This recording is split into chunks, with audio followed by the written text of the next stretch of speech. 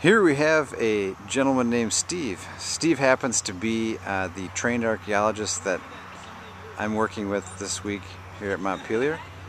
And the theme of our discoveries so far has been nails. And I've learned some interesting things from Steve about how you can place and trace nails to specific eras in time. Steve, you want to tell us a little bit about that? Sure.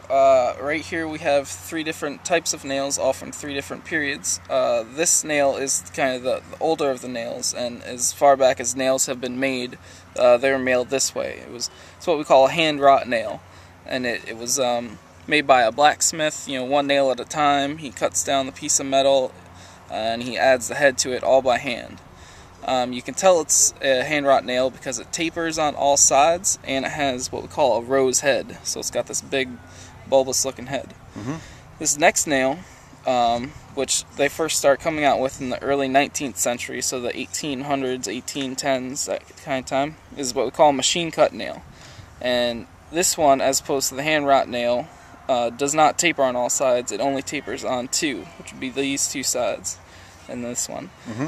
So the way they would make this is they'd start out with a sheet of iron, and then they cut that down so that it tapers on the two sides, but it gives it that still kind of sheet of iron look when you look at it from the side there. Okay. And this head also was added with a machine, and you can tell that because it just doesn't look like the rose head like this does.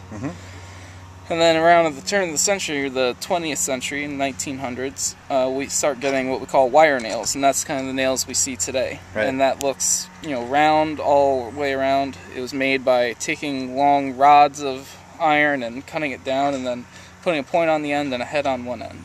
And these are the nails we use today. So, like many artifacts, the further you can trace things back, the more exciting and important it is. So, right in order here. The first one, the hand wrought, you're saying is likely pre-1800. The second one, the machine cut, is likely to be 1800 plus, but not to go past 19. And then the wire nail is clearly a 20th century or a post-1900 object, correct? All right, that's quite interesting how you can date things like that. Thanks for being with us today. Sure.